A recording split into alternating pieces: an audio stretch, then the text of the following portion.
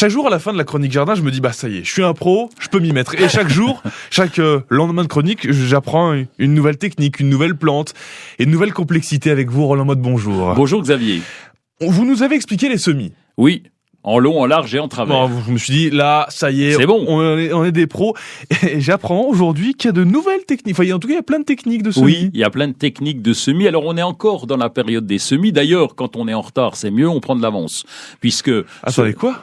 Quand on est en retard, c'est mieux, on prend de l'avance. Oui, quand on est en retard, c'est mieux, on prend de l'avance. Souvent, on lit qu'il faut semer au mois de février, mais quand on a des temps comme ça où il faut attendre, eh bien le semis qu'on a fait à la maison, comme les tomates par exemple, il a tendance à filer, à grandir, oui, etc.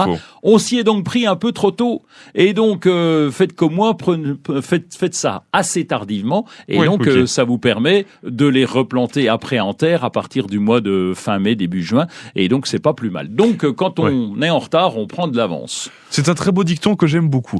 Mon cher Roland, avant de parler des différentes techniques qui existent, il y en a plein, vous allez nous les détailler. Rappelez-nous comment ça marche dans la nature, parce que c'est quelque chose de naturel à la base. Ah, c'est complètement naturel, on appelle ça la reproduction sexuée. Donc quand l'homme n'est pas là pour faire des pollinisations, des machins, des croisements, des greffes, eh bien la nature se débrouille toute seule. Oui, elle nous a pas attendu. Ah bah elle nous a pas attendu, ça fait même un bout de temps qu'elle est là. C'est vrai. Bien avant nous. Et donc les fleurs sont des pièges un petit peu à insectes, ou alors le pollen va voler avec le vent. Donc il y a différentes façons pour avoir une reproduction, et la fleur va être fécondée par le pollen de la voisine. Et une fois qu'elle est fécondée, eh bien elle va donner un fruit. Ça, je m'explique schématiquement comment ça se passe.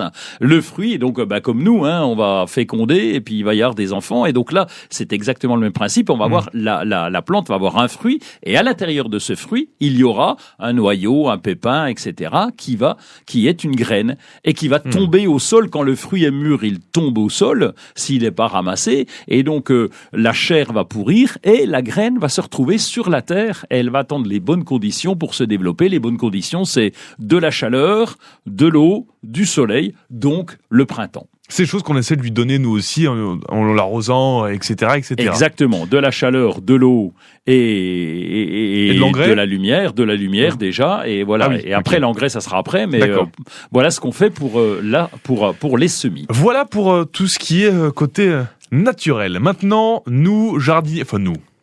Vous, jardinier. Ouais, voilà. Vous qui essayez de bosser un peu correctement. Quelles sont les différentes techniques ? Alors, à la volée, déjà. À la volée, c'est pour le gazon. On va semer à la volée, c'est-à-dire qu'on va prendre une poignée de graines et on balance ça. Le geste auguste du semeur, on appelle ça. Ça a l'air rigolo à faire. Oui, sur les pièces de 1 franc, vous vous souvenez des pièces de 1 franc? Oui, eh bien, il y avait la semeuse qui était là et qui semait. D'accord. Et donc, c'était le geste auguste du semeur. Et donc, on semait à la volée. On balance un peu au pif, quoi. Au pif, exactement. Et on balance tout ça. On peut semer aussi en poké. En poké, c'est qu'on fait un trou, et comme pour les haricots par exemple, on met 2 à 3 graines dedans, on fait le petit trou de 3 cm, on recouvre, on retasse, et on laisse pousser comme ça. Ça s'appelle en poké, ça permet de planter tous les 10, 20, 30 cm en fonction de la plante. Ensuite, on va semer en godet. En godet, c'est plus simple. Donc, on prend un petit godet, on met la graine au milieu, et au moins, on maîtrise ce godet. On peut le garder à la maison, on peut l'arroser, et on peut sortir ce petit godet avec la terre autour. Donc, on va sortir la plante avec la terre autour. Et donc, c'est une technique encore plus facile. On peut semer au jardin en ligne. On prend un cordeau, on trace tout droit, et puis on va semer des graines le long de cette ligne de façon, c'est ce qu'on fait pour les radis par exemple, et ensuite on va éclaircir, on va retirer 1 sur 2 de façon à ce que les plantes puissent s'exprimer correctement. Et puis enfin, il y a des graines enrobées.